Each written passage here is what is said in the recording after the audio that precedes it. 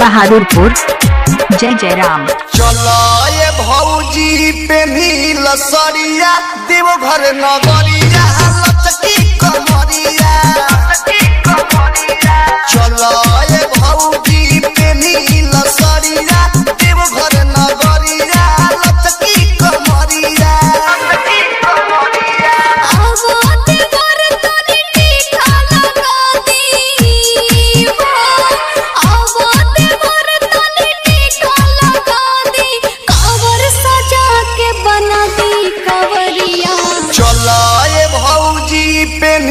सरिया देवघर नगरिया लचकी कमरिया।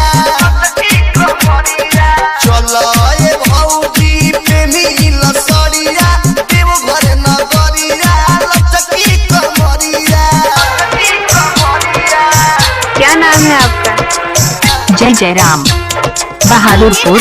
बहादुरपुर कहाँ पर? बहादुरपुर हनुमान मंदिर के पास।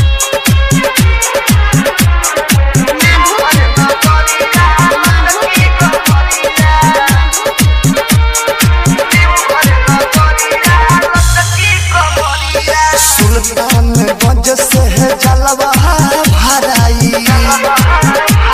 सुल्तानगंज से है जलवा भराई। नाचत गावत सब है देवघर ले जाई।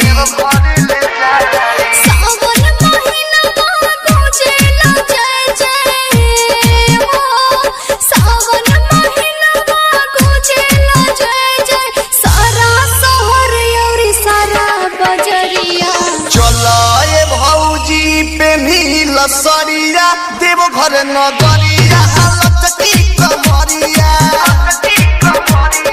चलो ये भौजी पे नील सरिया देवघर नगरिया लचकी कमरिया।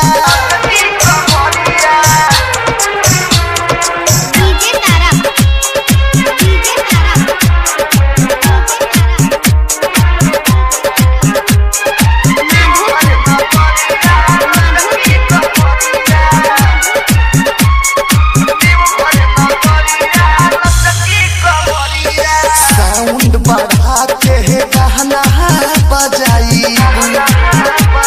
साउंड बढ़ा के गहना बजाई।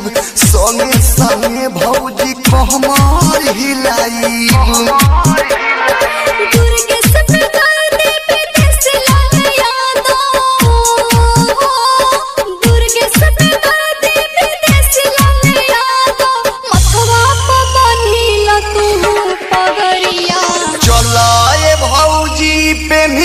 सरिया देवघर नगरिया लचकी कमरिया।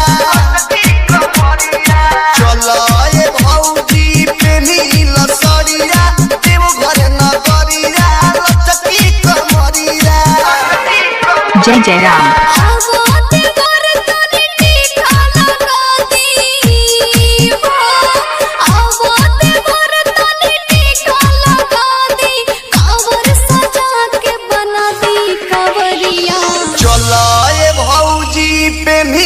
सरिया देवघर नगरिया लचकी कमरिया। Balaji recording studio, Jadavpur.